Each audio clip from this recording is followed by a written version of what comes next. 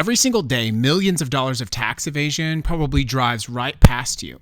Do you ever wonder why you're seeing so many Montana license plates, not only here in Nevada, but all over the country? If you haven't noticed them, I promise you, you will start to notice them. That is because, in spite of the fact that Montana has about 879,000 people, there are 2.3 million registered vehicles in the state of Montana. So, where else are these cars? The other 1.4 million cars are driving around the United States in your neighborhoods to largely avoid paying taxes.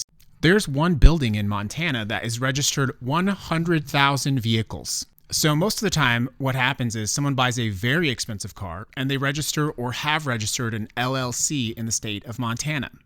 This entire process can cost at or around or even less than $1,000, but the savings are enormous. Because by associating that vehicle with the LLC, they can then register that vehicle in one of the counties in Montana that doesn't have vehicle tax.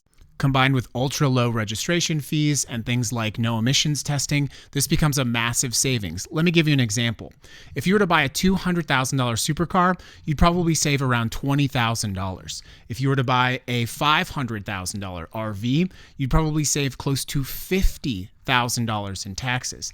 And if you were to buy a $7 million Ferrari, you could save up to $700,000, almost $1 million. But it's not just saving money, because after all, when these vehicles drive on and use the public infrastructure in states where you and I pay those taxes, they are not contributing to the infrastructure necessary to sustain them. One of the reasons Montana and those counties don't have a vehicle tax is because they associate and find that revenue in other ways. To give you an example, in 2024, Montana registered 10,757 high-end luxury vehicles.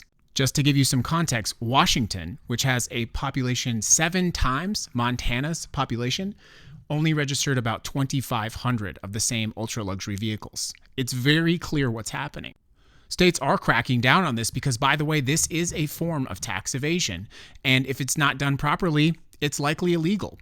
But those crackdowns are, in my opinion, really just showcases, because in California, as an example, there's about 74 open claims.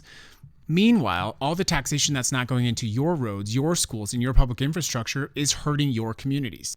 There really doesn't seem to be a justifiable reason to do this other than just people who have more than enough money avoiding paying taxes that benefit all of us while they use our roads and infrastructure. If you can afford a supercar, you can afford to contribute to your local infrastructure by paying the appropriate amount of tax, or you can lobby to have the taxation changed the right way. You might think you're hiding a secret with that blue plate, but now we know what's actually going on.